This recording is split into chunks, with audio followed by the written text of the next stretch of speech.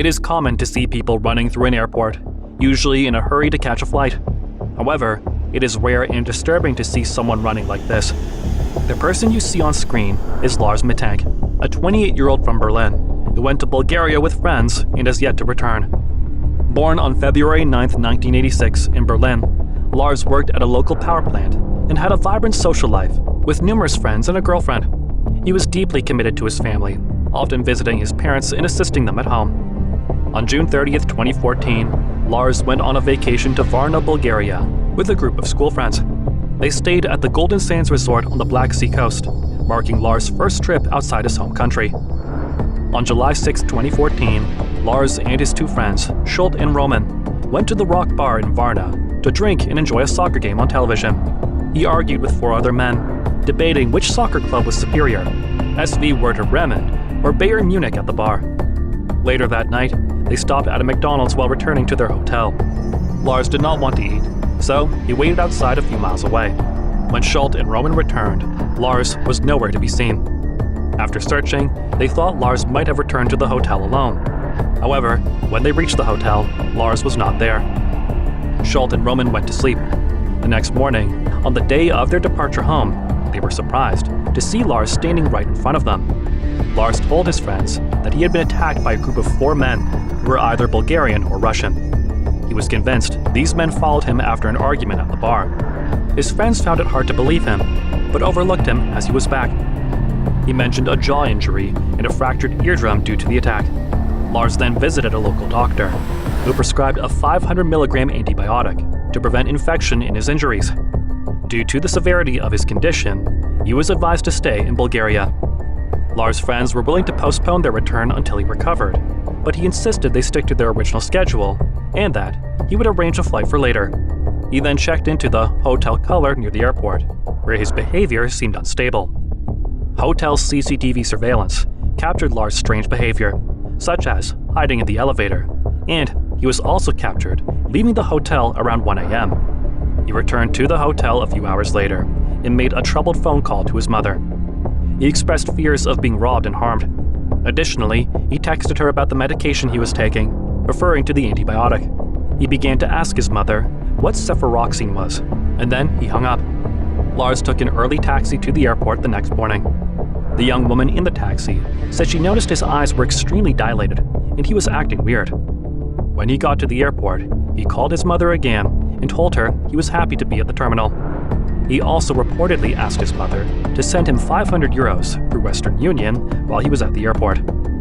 Some reports claimed he called his mother again and said, "They won't let me leave by flying or driving."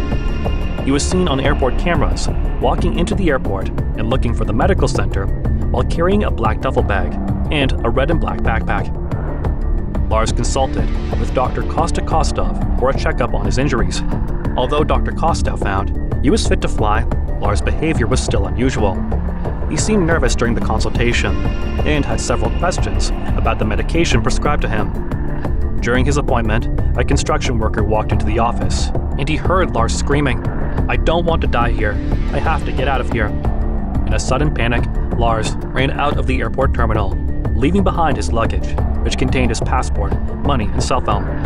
Last time, he was seen wearing a yellow t-shirt, denim shorts, and white sneakers. After that, Lars climbed an 8-foot wire fence. Once he reached the other side, he disappeared into a nearby forest near Bulgarian National Highway A2 and was never seen again. Numerous theories have been put forward on Lars Mittank's disappearance. One possible theory suggests Lars dealt with more than just a fractured eardrum. He might have sustained a minor shock or head injury, which could have led to his unusual behavior and paranoia. Such injuries can also cause symptoms like dilated pupils and disorientation. According to his family, Lars had no prior history of mental health issues. Another theory suggests that Lars might have been involved with drugs during his holiday, and the people he claimed attacked him were drug traffickers.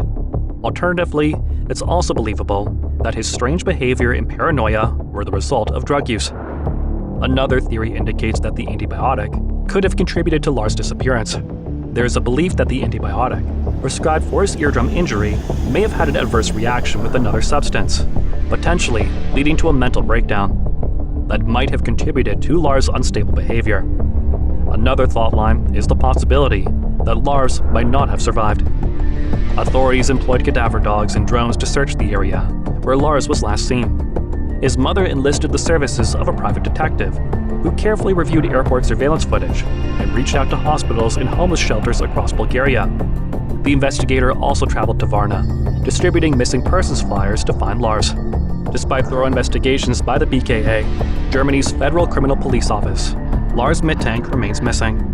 Occasionally, there are reported sightings from internet users, detectives, or concerned viewers of the Lars Mittank video, claiming to have seen him in different parts of the world. In 2016, a significant incident occurred when police in Porto Velho, Brazil, caught a man without identification who appeared to have memory loss. Social media users quickly noted his resemblance to Lars when images of the man in a hospital were shared online. However, he was later identified as Anton Pilipa from Toronto, who had been missing for 5 years. In 2019, a truck driver reported picking up a street commuter between Dresden and the city of Brandenburg, believing him to be Lars. This incident added a small hope of Lars' location, but was ultimately proven to be a false lead. Since his disappearance, Lars' mother has constantly appeared on various television and radio shows to solve the mystery of her son's disappearance. Her appeals have been broadcast in both Germany and Bulgaria. Years after his disappearance, Lars earned the title of the most famous missing person on YouTube, resulting from the viral spread of an airport security video showing his last confirmed appearance. A Facebook group, Find Lars Mittank, with over 41,000 members, continues to actively post updates and information. As of today, Lars' existence remains unknown, leaving unanswered questions about whether he is dead or alive.